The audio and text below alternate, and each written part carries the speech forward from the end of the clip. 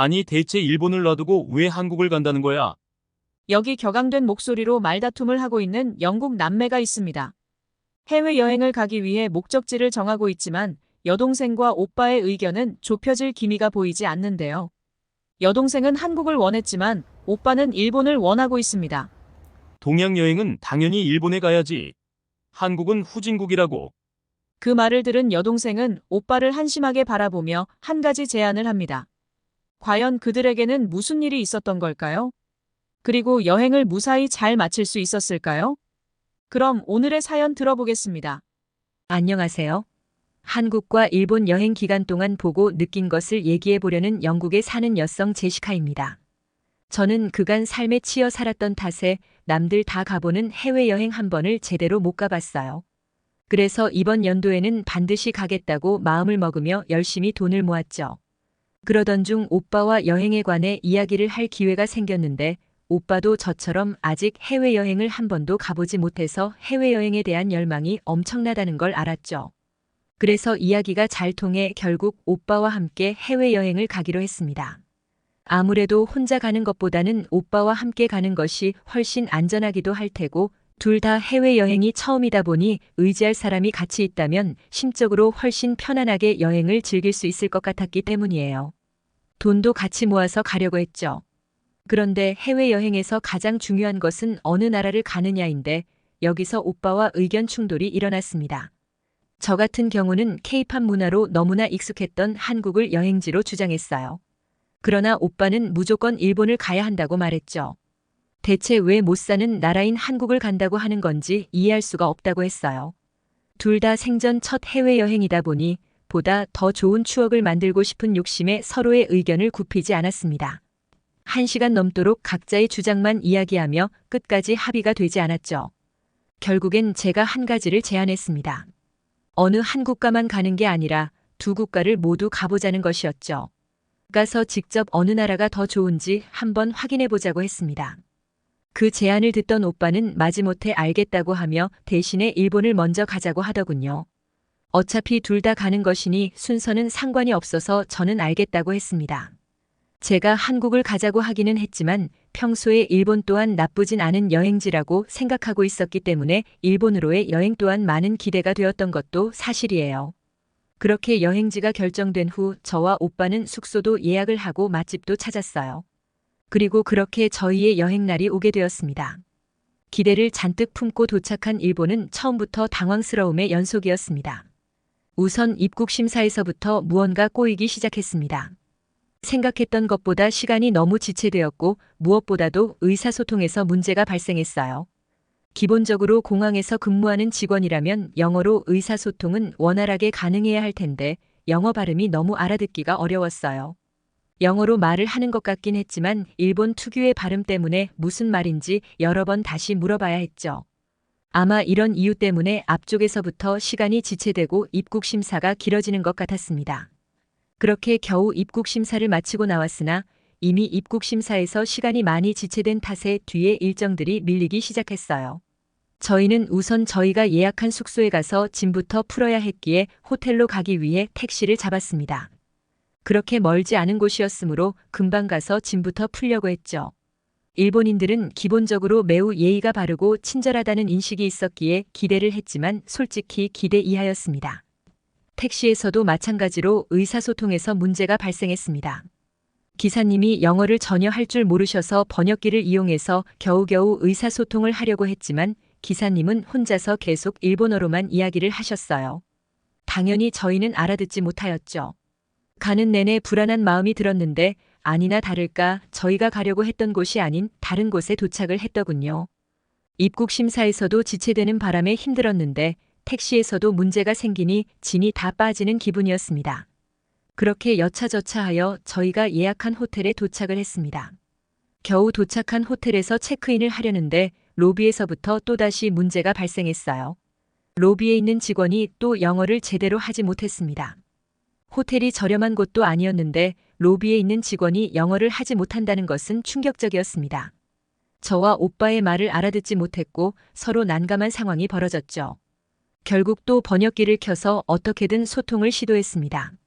그렇게 어렵게 이야기를 하던 중 다른 직원이 와서 겨우 영어로 대화를 하였는데 입국 심사 때와 마찬가지로 일본 특유의 발음 탓에 알아듣기가 정말 힘들었습니다.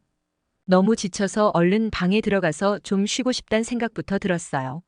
방은 침대가 2개 있는 방 하나로 잡았는데 방에 들어가고는 또 한 번 깜짝 놀랐습니다. 사진에서 보던 것과는 다르게 너무나 방이 좁았기 때문입니다. 침대도 너무 작았죠. 정말이지 시작부터 실망이 너무 크기만 했습니다. 좁은 방 안에서 짐을 풀고 오빠에게 짜증도 내었죠. 그런 탓에 오빠와 여행 첫날부터 감정이 상하기도 했어요.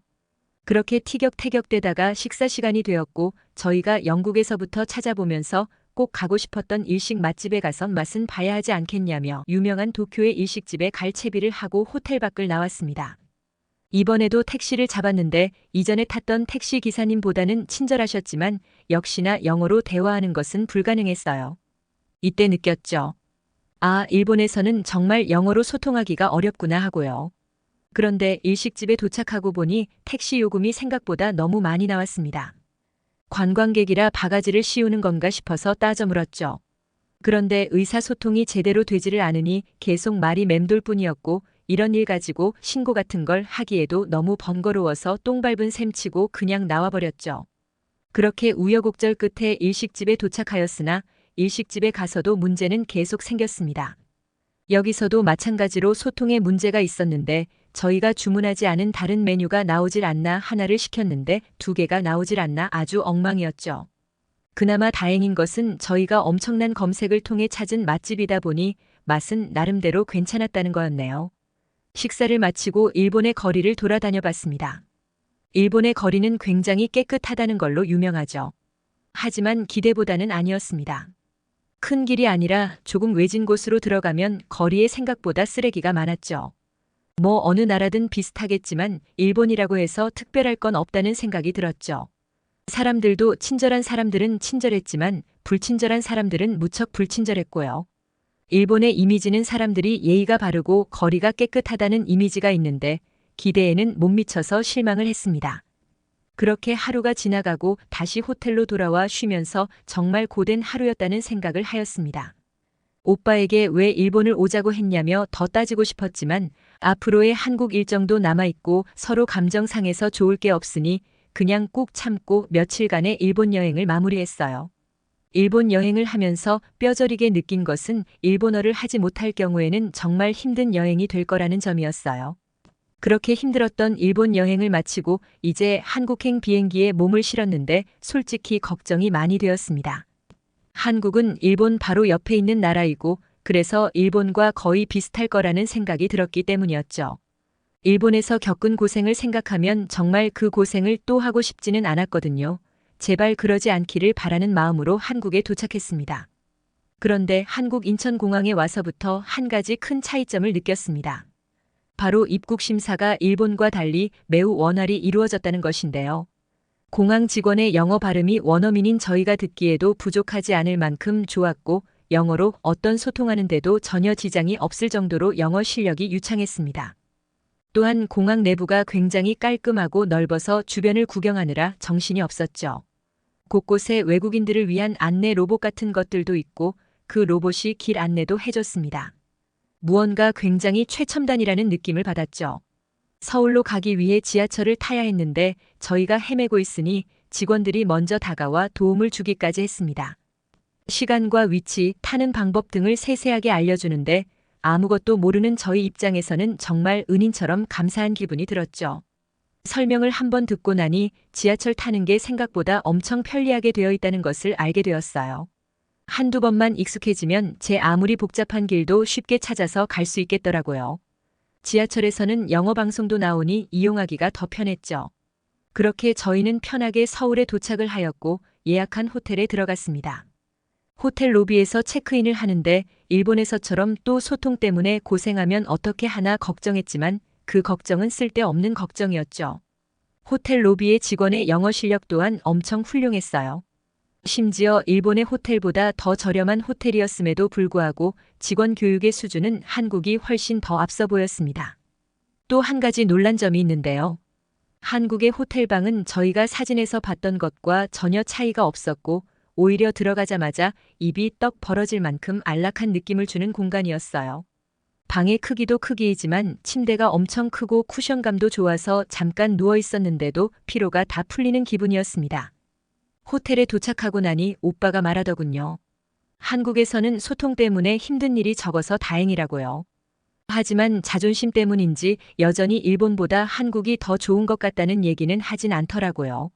아무튼 저희는 이제 식사를 해야만 했기에 저희가 찾아봤던 맛집을 가려고 했는데요. 길거리에 나가보니 저희가 가려고 했던 맛집뿐만 아니라 주변에 괜찮아 보이는 식당들이 너무도 많이 보였습니다. 은은히 풍겨져 나오는 음식 냄새들이 후각을 자극하여 가게 안으로 들어가고픈 욕구가 마구 생겼죠. 근처 삼겹살 집을 지나가는데 도저히 지나칠 수가 없어서 저희가 가기로 했던 맛집이 아니라 결국 삼겹살 집으로 발걸음이 이끌려 들어가게 되었습니다. 저는 예전부터 한국 드라마를 많이 봐서 삼겹살이라는 게 뭔지는 알았지만 직접 맛본 적은 처음이었는데 직접 맛본 삼겹살은 정말이지 황홀함이 이런 거구나 라는 기분을 느끼게 해주었죠.